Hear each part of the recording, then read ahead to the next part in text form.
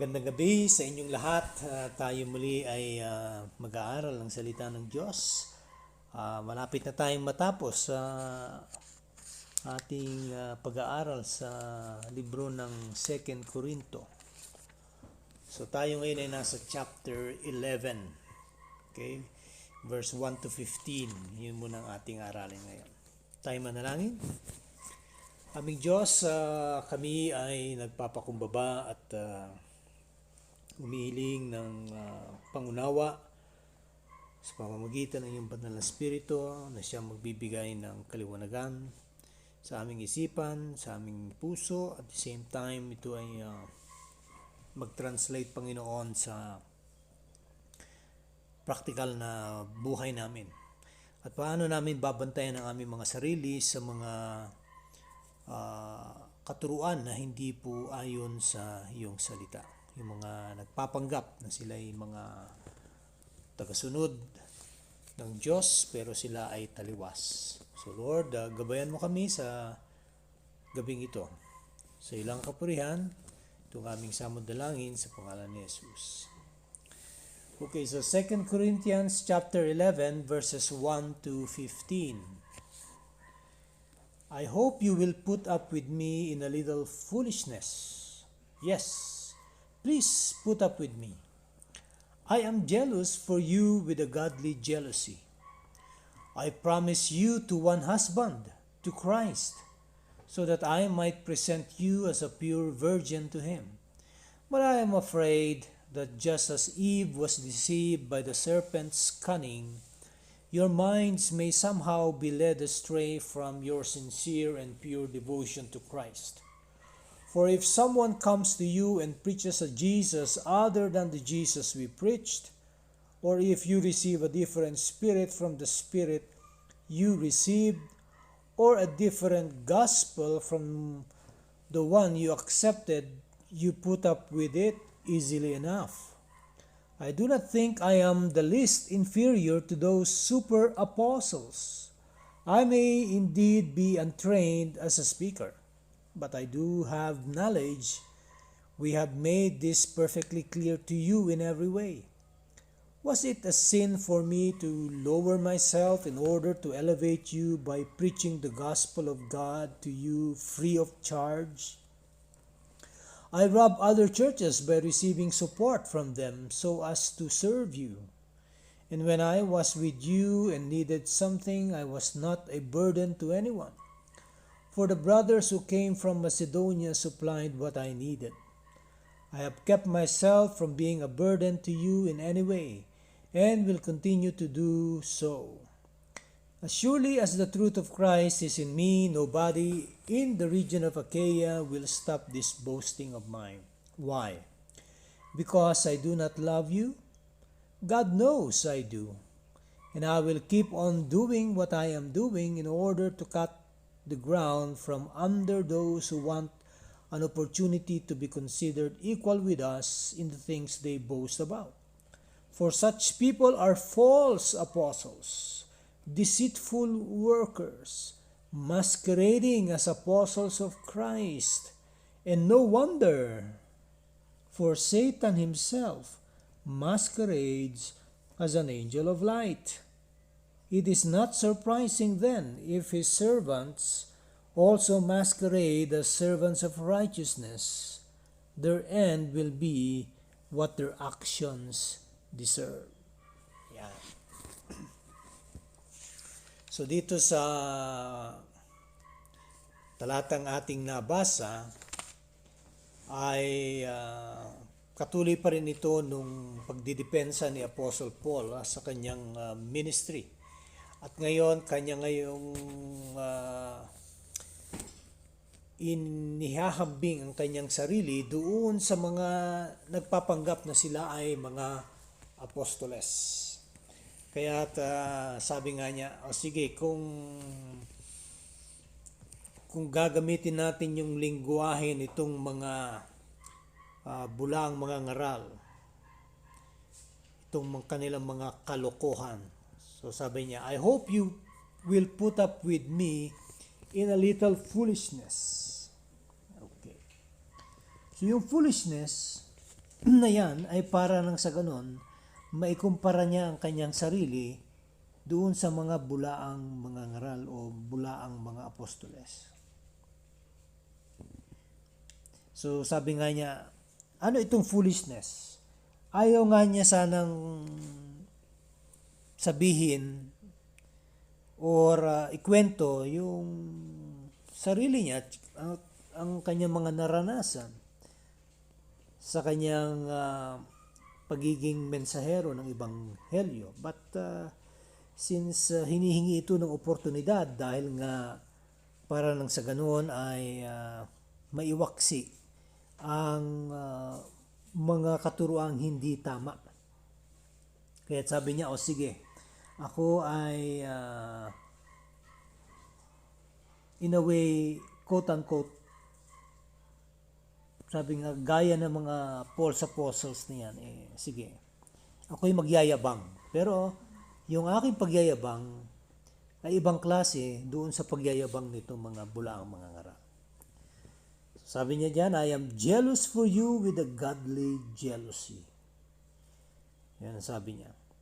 So, sabi nga niya, yung kanyang pagiging siloso para sa iglesia ng Corinto ay isang makadiyos na pagseselos. Parang si Yahweh sa Old Testament. Sabi nga niya, di ba, that I am a jealous God. Ibig sabihin, ang konteksto nito is that si Yahweh, tinawag niya ang bansang Israel para nang sa ganon sila ay kanyang maging nasyon at kanyang ito'y tinuring na kanyang bride, okay? Na kanyang anak, na kanyang servant. So lahat na ng mga klase ng analogy patungkol sa bayan ng Israel ay ginampanan ng Diyos. Okay? Siya bilang supposedly asawa ng bayan ng Israel. Like dun po sa Book of Hosea, pinakita niya ito sa pamamagitan ni propetang Hosea na kanyang hanapin ang kanyang asawang nangaliwa, nagprostitute, at ibalik mo siya sa iyo at diyan ko ipapakita kung gaano ko kamahal ang bayang Israel. So dito ngayon ay pinapakita ni Apostle Paul na ganun din yung kanyang naisin. Yung pagnanasa niya na kanyang maiharap sa Panginoon o sa Diyos ang iglesyang ito na malinis, parang isang bride na pinipresenta, isang virgin. Sabi nga, alam naman natin yung kaugalian noon, yung mga kinakasal, sabi nga ay yung bridegroom at yung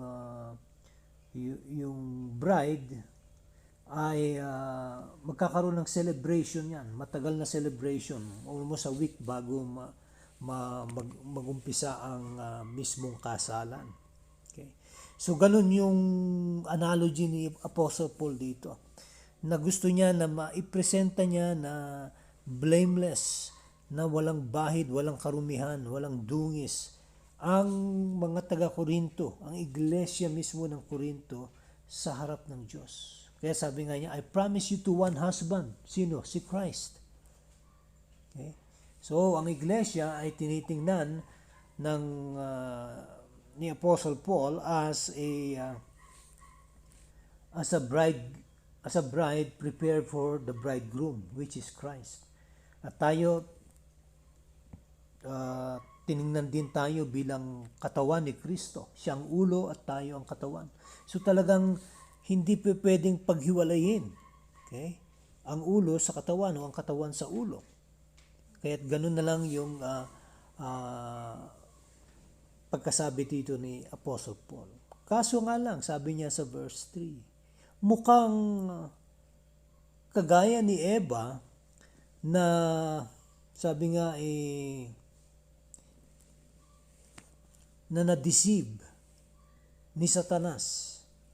sa kanyang galing na manlinlang, kayo rin, sabi nga, ang inyong mga isipan ay maaring nahila nitong mga nagpapanggap na sila ay mga tunay na apostoles pero hindi. So, imbis na yung devotion nyo ay mapokus sa Panginoong Hesus, kayo ngayon ay nahila at nadala ng mga ito sa ibang klase ng debosyon. Okay?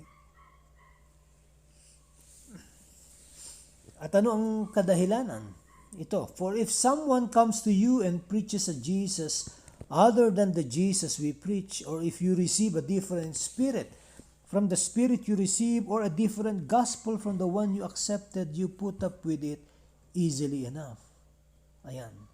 So, sabi nga, kung merong mga magtuturo dyan na Jesus na hindi yung Jesus na tinuro namin. So, ibig sabihin, may mga nagtuturo talaga sa loob ng iglesia.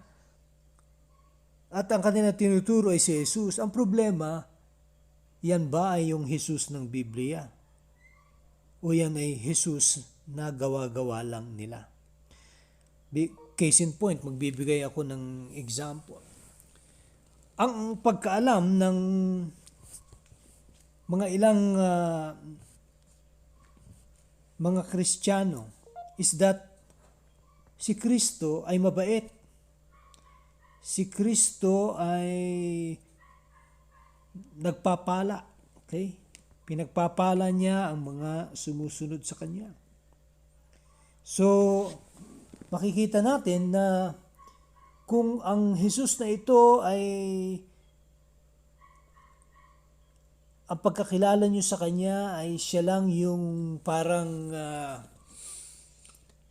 genie sa loob ng lampara, kukuskusin mo at siya'y lalabas at ngayon ika'y hihingi ng 3 wishes mo at ito'y pagkakaloob naman ng genie na ito sa persona ng ating Panginoong Hesus. Hindi po ito ang Jesus ng Biblia. Pero ito ang pagkakaalam ng marami. Akala nila si Jesus ay yung lalapitan mo para makahingi ka ng mga bagay-bagay na gusto mo. Kumbaga siya ay parang isang divine ATM. Susuksok mo lang yung card and then pagkatapos niyan, lalabas na yung pera. At yan ang pagkaalam ng marami sa Jesus. Pero hindi po yan ang Jesus ng Biblia. Ang Jesus ng Biblia, although kaya niyang magbigay ng pagpapala sa mga tao, pero hindi po yan ang una niyang layunin. Ang kanyang layunin is that pumarito siya sa lupa para nang sa ganun isalba niya ang mga makasalanan.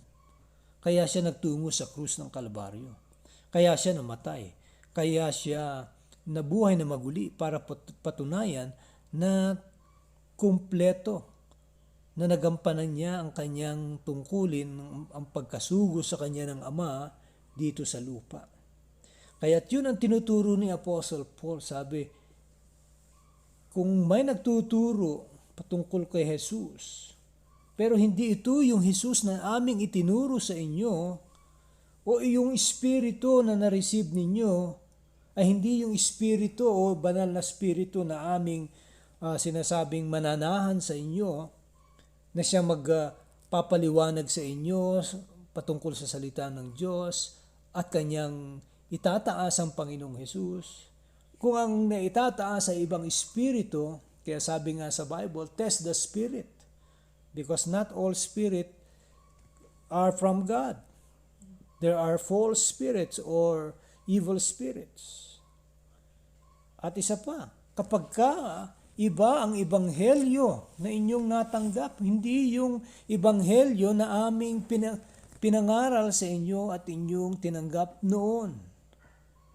Kaya sabi nga, bakit napakadali niyong tanggapin, napakadali niyong kunin yung bagong ebanghelyo na hindi naman talaga ebanghelyo. Kaya sa verse 5 sabi niya, I do not think I am the least inferior to those super apostles. So sabi nga niya, sino itong super apostles na tinutukoy niya? Well, ito yung mga hindi totoong mga apostoles.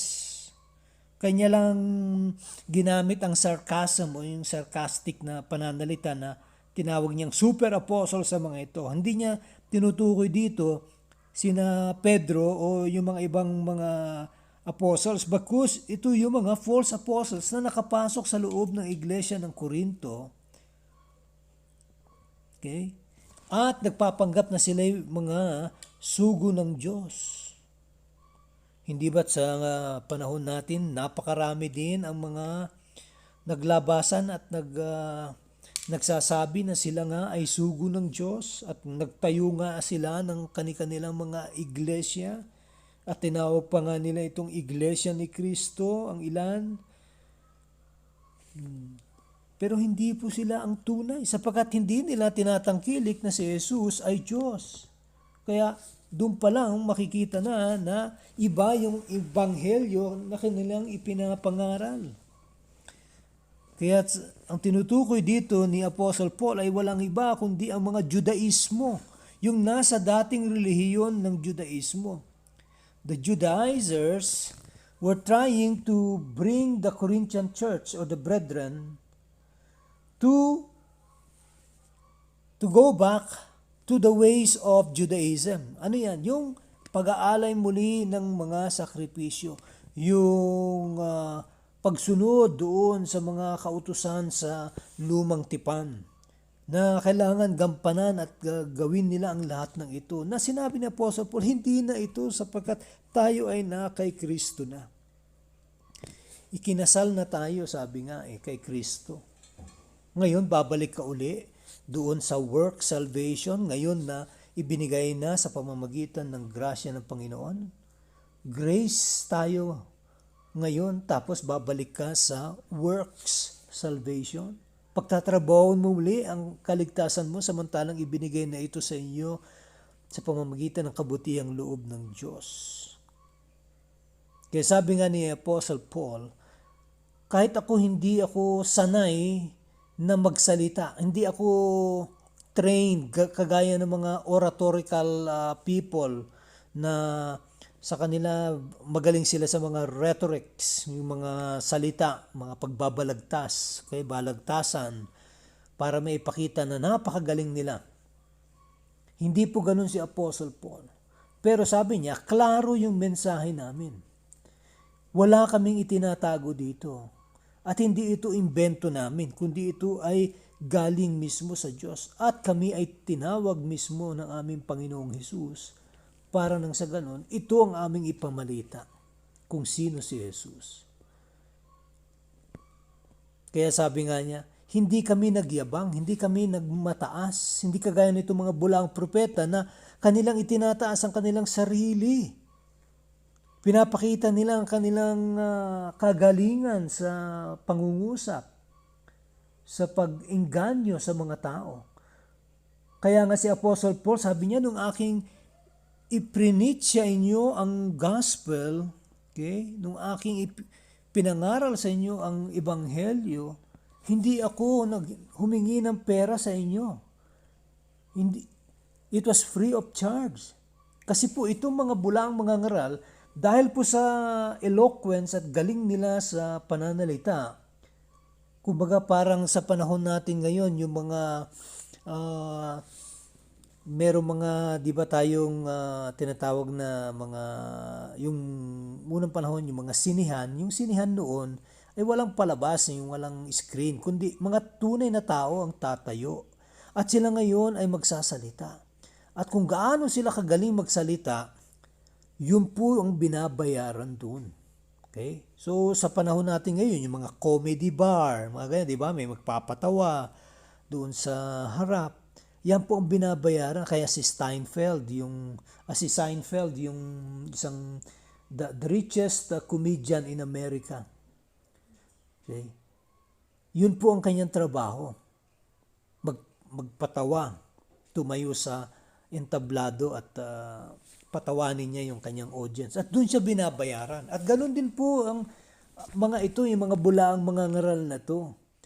Ganun po ang ginagawa nila. Kaya sabi ni Apostle Paul, hindi ko kayang gawin yun. Hindi ko kayang ipagbili ang ebanghelyo. Kaya nga ako mismo, sabi niya, nung ako ay kasama ninyo, hindi ako naging pasanin ninyo. Hindi ako humingi ng tulong sa inyo. Hindi ako, hindi ko ginamit yung aking katungkulan bilang apostoles para ako ay pagsilbihan ninyo. Bagkus, sabi niya, mismong ang aking mga kapatid sa Macedonia. Ang Macedonia, sabi ko nga, isang mahirap na iglesia. Pero andun yung puso nila para tulungan si Apostle Paul. Para nang sa ganun, kung saan man siya mapadpad, makakarating pa rin tulong. At kung minsan ay nadidelay, kaya't siya ay nagte-tent making. Para nang sa ganun, meron siyang pag-sustain sa sarili niya. So, hindi siya naging burden. Okay? In any way. At sabi nga niya, ako'y magpapatuloy. Kaya yan po yung kumbaga panawagan ni Apostle Paul. As much as he can, ayaw niya ng magpapatulong or susustentuhan siya ng iglesia. Kaya dito sa church ng Corinth, sabi nga niya, hindi ko pinipilit na kayo ay magbigay, pero yung aking paghingi ng tulong ay hindi para sa akin, kundi para sa iglesia doon sa Jerusalem na sila ay nahihirapan dahil nga sila ay inuusig ng mga Judaismo. Kaya sabi niya, I rob other churches by receiving support from them so as to serve you. So hindi po sabihin nagnanakaw literally. Kumbaga parang ginamit nga niya, kaya nga sinabi niya, I will talk a little foolishness. Kaya yung mga salitang ginamit niya ay mga masasabi nating sort of a figure of speech. Okay? Na hindi natin babasahin literally. Bakos titingnan natin yung anong ibig sabihin niya doon. Ayan. So, makikita natin, sabi nga niya, yung katotohanan ni Kristo na nasa akin, sabi nga niya, hanggat ito'y mananatili sa akin ay hindi ako magbabago ng aking katuruan. Hindi ba sa panahon natin ngayon, ang dami nang nagsipagbago ng katuruan? Bakit akala nila tama na tinanggap nila ang Panginoong Hesus? Ngayon na tinanggap na nila, ngayon kailangan na nating gamitin si Jesus para naman sa ibang bagay. Kaya ito yung pagpasok ng prosperity gospel, itong social gospel, itong mga gospel kuno-kuno na hindi naman gospel at all. Kaya mag-iingat po tayo mga kapatid sapagkat marami po naglipanan ng mga bulaang mga ngaral sa panahon natin ngayon. Hindi na po nag-aaral, nagpapalalim kung ano yung tunay na mensahe na binibigay ng salita ng Diyos, kundi yung kung ano ang makakakiliti sa kanilang tenga. Yan ang hinahanap ng marami ngayon. Dahil nga sila ay hindi tunay na mga hinirang ng Diyos. Kaya yun ang gusto nilang pakinggan. Pero tayo, mananatili tayo dito gaya ng katuruan ni Apostol Pablo na sabi niya, ang katotohanan ni Kristo, patuloy ito. Okay? At ito ang aking ipagmamalaki sa inyo. Bakit? Dahil ba hindi ko kayo mahal? Alam ng Diyos, mahal ko kayo. Yun ang sabi ni Apostle Paul dito. At magpapatuloy ako. Hanggang sa itong mga nagpapanggap na bulaang mga ngaral ay malantad sa kanilang mga evil schemes, sa mga mali nilang kapamaraanan at the same time yung kanilang motibo, maling motibo. Sapagkat sabi nga ni Apostle Paul, sila ay nagyayabang patungkol sa kanilang sarili at hindi si Kristo ang kanilang ipinagyayabang o itinataas. Kaya sabi nga niya, itong mga taong ito, ang tinutukoy niya dito sa verse 13, for such people are false apostles. Itong tinutukoy niya dito sa verse 5 na tinawag niya mga super apostles. They are actually false apostles, deceitful workers. Okay, manlilin lang na mga manggagawa, masquerading as apostles of Christ, nagpapanggap na sila yung mga apostol ni Kristo. At hindi katakataka sapagkat si Satanas mismo, sabi nga, ay nagpapanggap na isang anghel ng liwanag. See, mag-iingat po tayo. Hindi lahat na nagpapanggap na sila ay anghel ng liwanag ay galing sa Diyos. Dahil si Satan mismo, though siya ay isang anghel nung araw, dahil siya sa kanyang pag-rebelde sa Diyos, ay siya itinapo na rito sa lupa kasama ng kanyang mga demonic forces. Kaya't sila ngayon yung nagmamando dito sa mga false religion, false politics, false education, itong mga false businesses na ito para maakit ang mga tao na huwag sumamba sa tunay na Diyos at manatili na lang dito sa makamundong buhay. Kaya't hindi katakataka na ang kanyang mga tagasunod ni Satanas, sila rin ay magpapanggap ng mga alipin ng katwiran. See?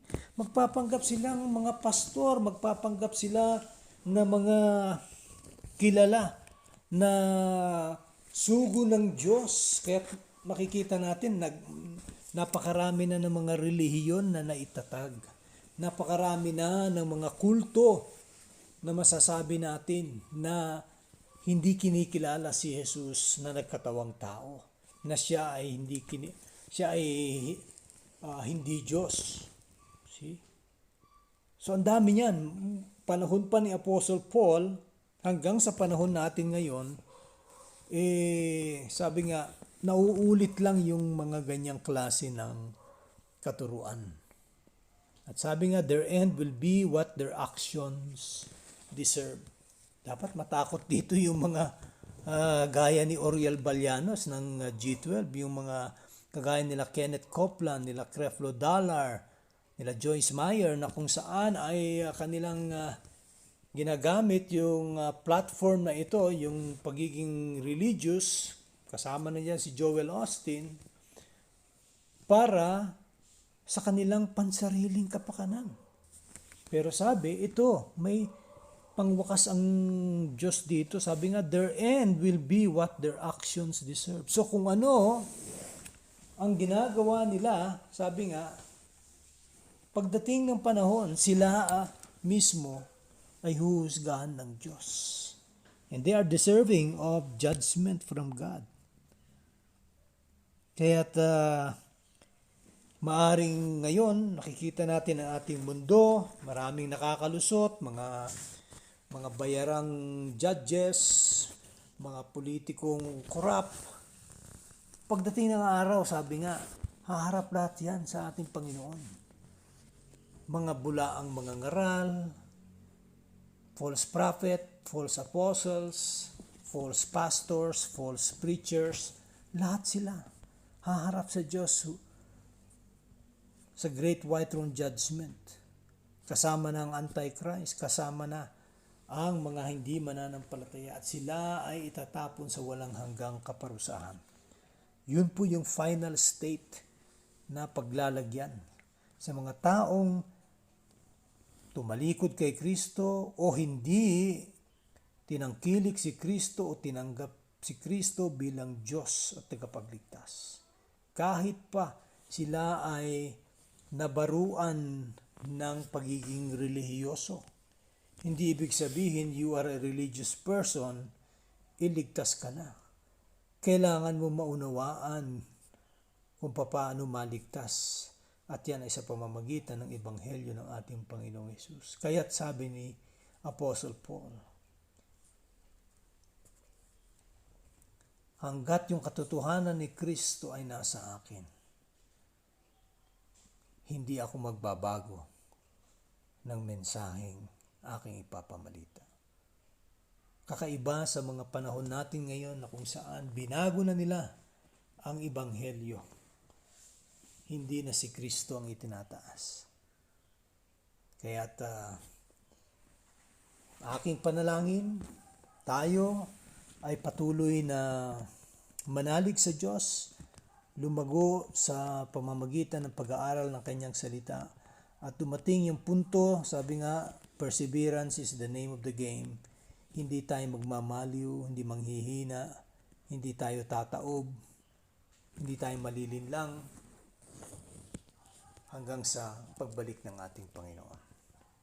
Purihin ng Diyos. Dito na po tayo magtatapos. Magandang gabi po sa inyong lahat.